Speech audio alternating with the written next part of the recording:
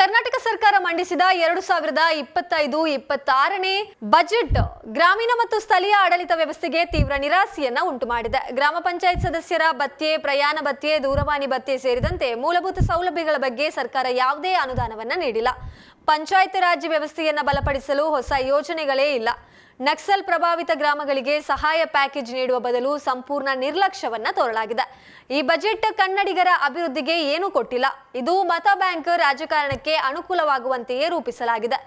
ರಾಜ್ಯದ ಸಾರ್ವಜನಿಕ ಬಂಡವಾಳವನ್ನ ನಿರ್ದಿಷ್ಟ ಸಮುದಾಯಕ್ಕೆ ಮೀಸಲಿಟ್ಟಿದ್ದು, ಕನ್ನಡಿಗರ ಹಿತದೃಷ್ಟಿಯಿಂದ ಯಾವುದೇ ಪ್ರಗತಿಪರ ಯೋಜನೆಗಳನ್ನ ಈ ಬಜೆಟ್ ಒಳಗೊಂಡಿಲ್ಲ. ರಾಜ್ಯದಲ್ಲಿ ಸಮಗ್ರ ಪ್ರಗತಿಗೆ ಮುನ್ನಡೆಸುವ ಬದಲು ಮತ ಬ್ಯಾಂಕ್ ರಾಜಕೀಯವನ್ನೇ ಆದ್ಯತೆಯನ್ನ ನೀಡಲಾಗಿದೆ. ಅದ್ಯಾಗೋ ಪುತ್ತೂರು ಸರ್ಕಾರಿ ಮೆಡಿಕಲ್ ಕಾಲೇಜ್ ಅನುಮೋದನೆಗೆ ನಾವು ಸರ್ಕಾರಕ್ಕೆ ಕೃತಜ್ಞತೆಯನ್ನ ಸಲ್ಲಿಸುತ್ತೇವೆ. ಈ ನಿರ್ಧಾರವು ದಕ್ಷಿಣ ಕನ್ನಡ ಜಿಲ್ಲೆ ಹಾಗೂ ರಾಜ್ಯದ ಬಡ ವಿದ್ಯಾರ್ಥಿಗಳಿಗೆ ಸಹಕಾರಿಯಾಗಲಿದೆ. ಆದರೆ ಬಜೆಟ್ನಲ್ಲಿ ಯೋಜನೆಗೆ ಅನುದಾನ ಮೀಸಲಿಡದೆ ಇರುವಂತದ್ದು ಬಹಳ ಬೇಸರ ಉಂಟು ಮಾಡಿದೆ.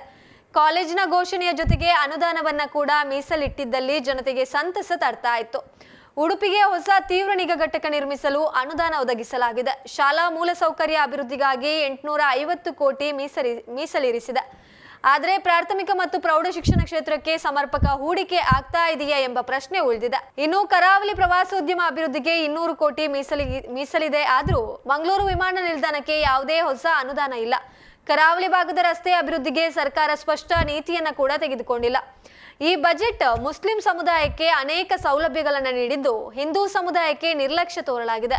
ಮುಸ್ಲಿಂ ವಿದ್ಯಾರ್ಥಿಗಳಿಗೆ ಶೈಕ್ಷಣಿಕ ಸಹಾಯಧನ, ಉದ್ಯೋಗ ಪ್ಯಾಕೇಜ್, ಹೊಸ ವಕ್ಫ್ ಬೋರ್ಡ್ ಅಭಿವೃದ್ಧಿ ಸೇರಿದಂತೆ ಹಲವಾರು ಘೋಷಣೆಗಳನ್ನ ಮಾಡಲಾಗಿದೆ. ಇದರಲ್ಲಿ ಮುಖ್ಯವಾಗಿ ಸರ್ಕಾರ ಮುಸ್ಲಿಂ ಸಮುದಾಯದ ಗುತ್ತಿಗೆದಾರರಿಗೆ ಸರ್ಕಾರಿ ಯೋಜನೆಗಳಲ್ಲೇ ವಿಶೇಷ ಮೀಸಲಾತಿಯನ್ನ ನೀಡಿದೆ. ಆದ್ರೆ ಹಿಂದೂ ಸಮುದಾಯದ ಉದ್ಯಮಿಗಳಿಗೆ ಈ ಸೌಲಭ್ಯ ಇಲ್ಲ. ಹಿಂದೂ ಧಾರ್ಮಿಕ ಸಂಸ್ಥೆಗಳು, ಮಠ ಮಂದಿರಗಳ ಅಭಿವೃದ್ಧಿಗೆ ಯಾವುದೇ ವಿಶೇಷ ಅನುದಾನ ಇಲ್ಲ. ಇದರ ಜೊತೆಗೆ ನಕ್ಸಲ್ ಶರಣಾಗತಿ ಬಳಿಕ ಎನ್ಎಫ್ ಆಂಟಿ ನಕ್ಸಲ್ ಫೋರ್ಸ್ ನ ಗೌರವವನ್ನ ಕುಗ್ಗಿಸುವಂತಹ ಕ್ರಮಗಳು ತೆಗೆದುಕೊಳ್ಳಲಾಗಿದೆ.